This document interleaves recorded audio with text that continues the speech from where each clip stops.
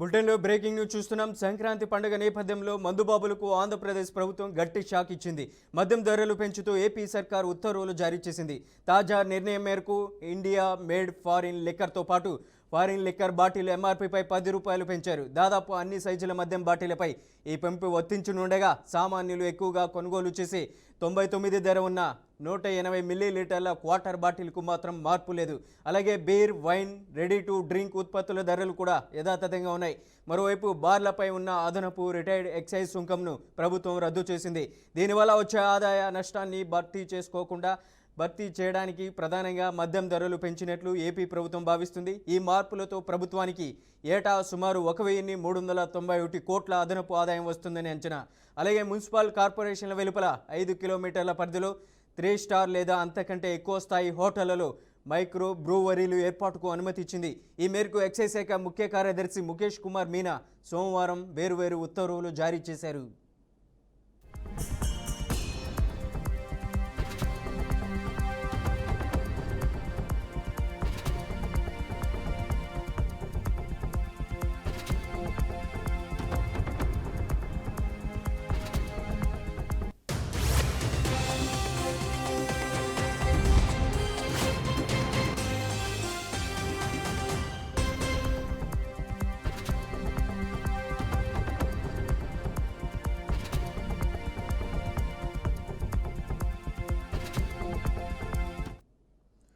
ఆంధ్రప్రదేశ్ ప్రభుత్వం మందుబాబులకు గట్టి షాక్ ఇచ్చింది. ఇవాళ ఏపీ ప్రభుత్వం ఉన్నటువంటి లిక్కర్ బాటిళ్ల మీద ₹10 పెంచుతూ కీలక నిర్ణయం తీసుకుంది.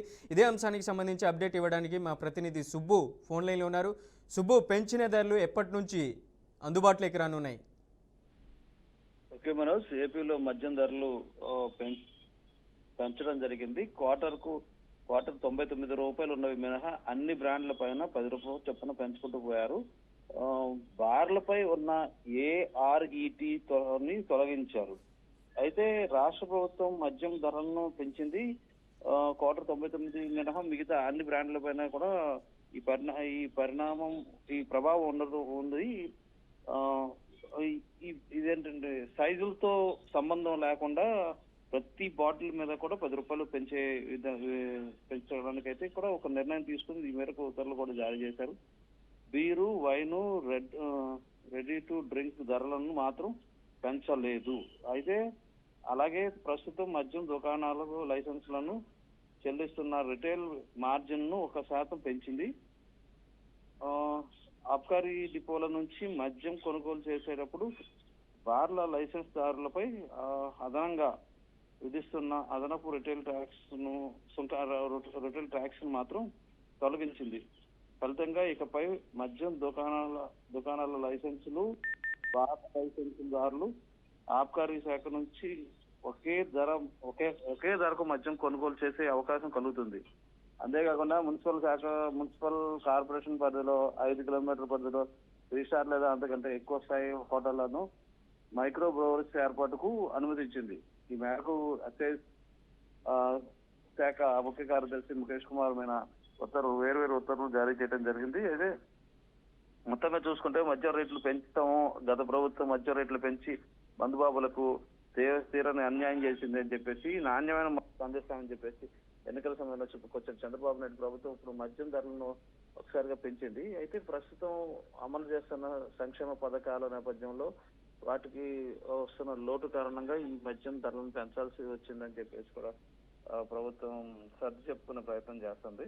అయితే ఈ ప్రభావం కూటమి ప్రభుత్వం పైన బాగానే పడే అవకాశం ఉంటుంది. ప్రతిపక్షాలు కూడా దీన్ని ఆశ్రయంగా చేసుకుని ఈ అంశం పైన ఎదురుదారికి దిగే అవకాశాలు కూడా కనిపిస్తున్నాయి. మొత్తం మీద ఏపీలో మద్యం ధరలు విపరీతంగా పెరిగాయని చెప్పుకోవచ్చు. ఒక బాటిల్ ₹10 అంటే చిన్న బాటిల్స్ కొనే వాళ్ళకి ఇది ఒక వ్యతిరేకత వాళ్ళ వైపు నుంచి వ్యతిరేకత వ్యక్తం అవుతుందని చెప్పుకోవచ్చు మనోజ్. సుబ్బు, అలాగే లైసెన్స్ షాపుల యాజమానులు కూడా అప్పట్లో కమిషన్ పెంచాలని ప్రభుత్వానికి విన్నవించుకోవడం జరిగింది. ఇప్పుడు 1% పెంచడం జరిగింది. వాళ్ళు దాదాపు ఒక 8-10% పెంచితే మేము షాపులు నడపగలుగుతామంటూ కూడా పెద్ద ఎత్తున డిమాండ్ చేయడం జరిగింది బార్ అసోసియేషన్. ఎలా చూడొచ్చు అంటారు? ఇప్పుడు వాళ్ళ వైపు నుంచి కూడా లైసెన్స్ దారుల నుంచి వైపు నుంచి కూడా వ్యతిరేకత వ్యక్తమయ్యే అవకాశం అయితే కనిపిస్తుంది. ఎందుకంటే గతంలో ప్రభుత్వం మొదట్లో ప్రభుత్వం ఏర్పడిన తర్వాత ఆ, ఆ, ఏదైతే టెండర్లు నిర్వహించారో టెండర్లు నిర్వహించినప్పుడు వాళ్ళంతా కూడా అసంతృప్తి వ్యక్తం చేయడం జరిగింది.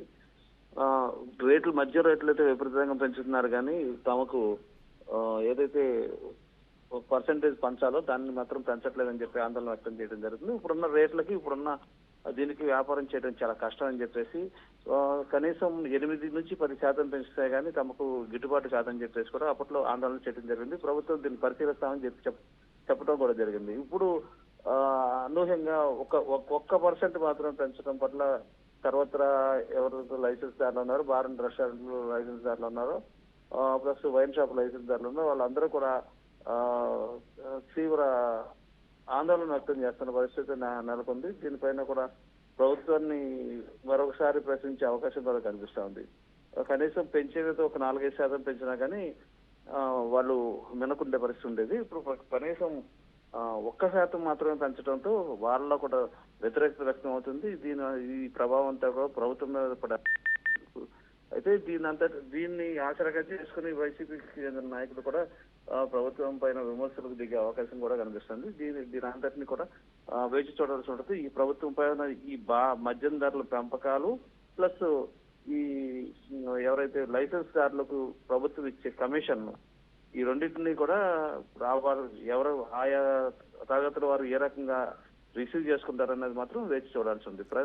ప్రస్తుతం ఉన్న పరిస్థితుల నేపథ్యంలో ఇరు వర్గాల పైన కూడా ఇరు వర్గాల నుంచి కూడా వ్యతిరేకత వ్యక్తమయ్యే అవకాశం ఉంది.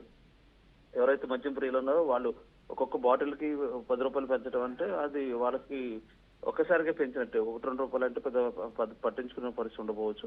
10 రూపాయలు ఒకసారి పెంచడం అనేప్పటికీ వాళ్ళలో కూడా కొంచెం అసహనం వ్యక్తం అయ్యే పరిస్థితి కనబడుతుంది. అంతేకాకుండా వీళ్ళలో కూడా లైసెన్స్ దారుల్లో కూడా తీవ్ర అసంతృప్తి నెలకొనే అవకాశం ఉంది. మేము 10% మన పెంచమంటే 1% పెంచారని చెప్పేసి అసంతృప్తి వ్యక్తమయ్యే అవకాశం.